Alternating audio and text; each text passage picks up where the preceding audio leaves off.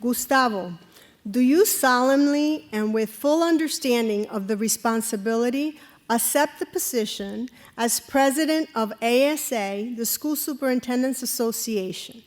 In this acceptance, you dedicate yourself to AASA's mission to advocate for equitable access for all students to the highest quality public education, and to develop and support school system leaders.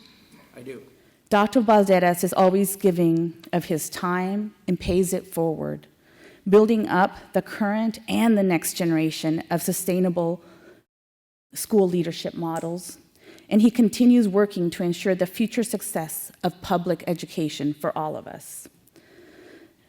His patience and his ability to build relationships across all divides is something for all of us to learn from.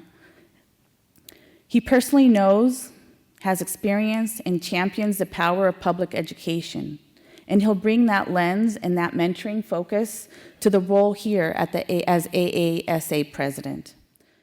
He's a champion for children. He's a leader of leaders across the nation. You heard about how he's improved student outcomes in his current state, but this is the second state.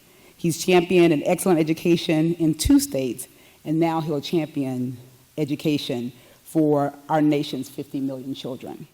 It's a time to be loud and proud of the work we do with our kids each and every day. We need to drown out that rhetoric that right now seems to be constant and growing ever louder. We have an incredible public education system that serves all kids. We take whoever comes to us, regardless of their background, and we work with them, learn to achieve their best potential, and create the best possible experience for them and their families. Public schools are the dream makers for our kids. Public schools are the dream makers for our kids.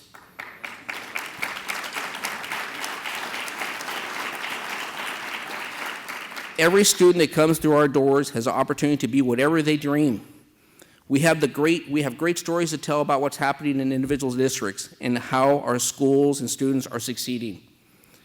And now it is time for us to come together and be more united in our effort to showcase the power of public education, especially now.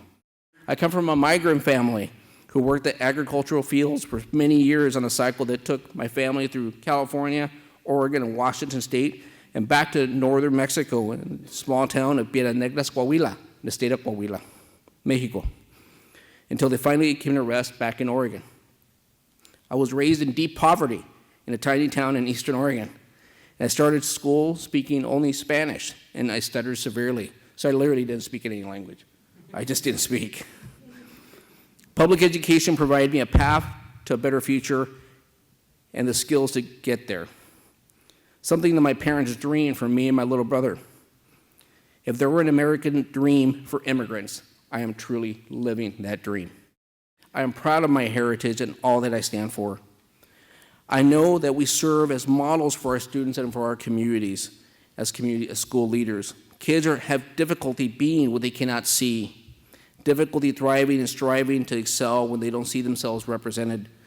Supporting representation in school leadership does matter. It truly does. There's research behind that.